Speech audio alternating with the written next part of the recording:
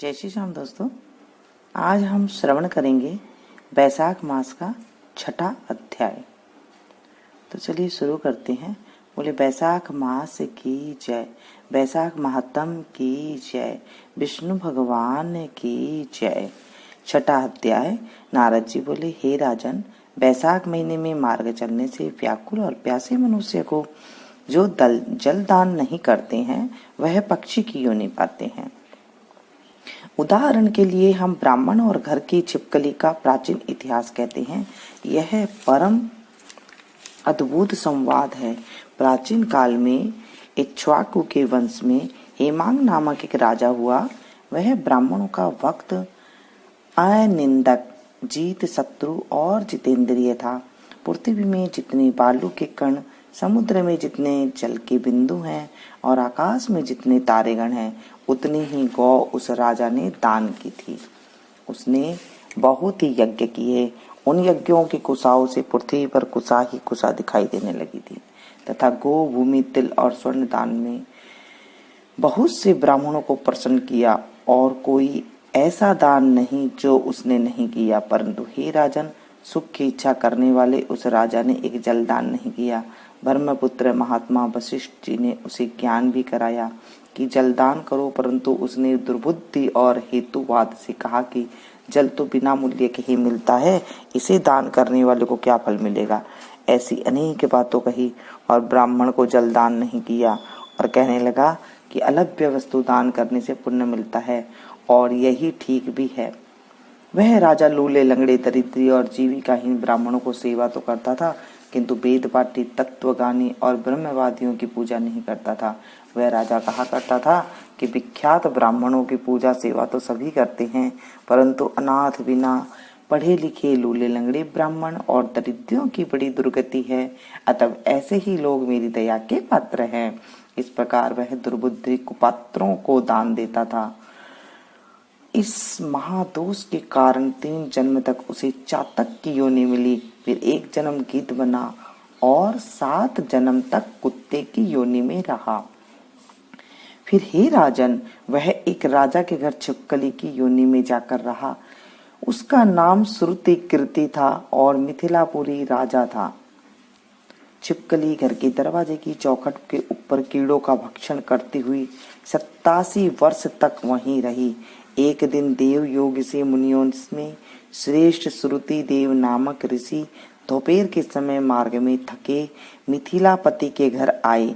ऋषि को देखकर राजा अत्यंत प्रसन्न होकर सहसा उठकर बड़े आदर सत्कार से मधु प्रकादि से पूजन कर चरण धोने लगा और चरणोदक को अपने मस्तक पर छिड़का। उस तब देव योग से एक बूंद जल उस छिपकली पर गिर पड़ा। जल की बूंद पड़ते ही उसे ज्ञान हो गया और नाना योनियों में दुखों से दुखित हो ब्राह्मण देवता से हाय हाय कर कहने लगा कि हे ब्राह्मण, मेरी रक्षा करो। एक छिपकली के ऐसा शब्द सुनकर ब्राह्मण को बड़ा आश्चर्य हुआ और वह कहने लगा, हे गोधा, तू कहाँ है? क्यों विलाप करता है? तेरी यह दशा कैसे हुई है? तू देवता है कि पुरुष है या कोई राजा है अथवा ब्राह्मण है? ये महाभाग, तू कौन है? कह तो सही, मैं आज तेरा उद्धार करूंगा। ऋषि की ऐसी बात सुनकर राजा महामतिमान श्रुति देव जी से कहने लगा, हे ब्राह्मण, मेरा जन्म इक्ष्वाकु कुल में हुआ था और मैं वेद शास्त्र से पुण्य ज्ञाता था। पृथ्वी में जितने रज के कण थे, जितने जल बिंदु थे, जितने आकाश में तारागण थे, उतने ही गौ मैंने दान की। मैंने सभी यज्ञ किए, वापी, कूप और तालाब बनवाए, अनेकों दान की दिए और धर्म पूर्वक राज्य भी किया।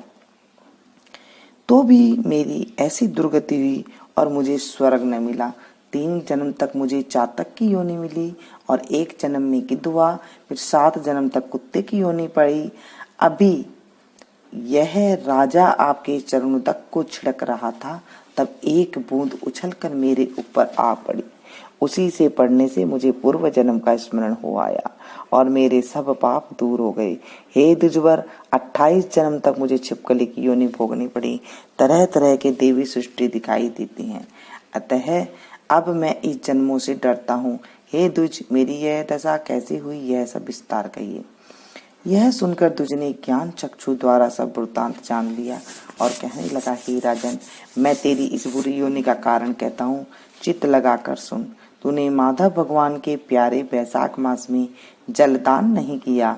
तूने जल को सुलभ समझकर यह निश्चय कर लिया कि यह बिना मूल्य का है, अतः मार्ग में चलने वाले और धूप से पीड़ित ब्राह्मणों को जलदान नहीं किया। साथ ही सुपात्रों को छोड़ कुपात्रों को दान किया। जलती हुई अग्नि को छोड़कर क्यों कोई राख को भी कोई हवन करता है? प्राय बताए हुए सुगंधादि से युक्त कांटेदार वृक्ष का कोई भी पूजन नहीं करता। सब वृक्षों में पीपल की ही पूजा होती है। तुलसी को छोड़कर कटेरी की पूजा कौन क्यों नहीं करते? पूज्यता के विषय में अनाथ की आवश्यकता नहीं है। लूले लंगड़े केवल दया के पात्र हैं, पूज्य नहीं है। तपस्वी ज्ञानी वेदादि शास्त्रों के ज्ञाता ये विष्णु भगवान के स्वरूप है, अतः वे सदा पूज्य हैं। इनमें भी ज्ञानी ब्राह्मण सदैव ही विष्णु भगवान का अत्यंत प्यारे हैं।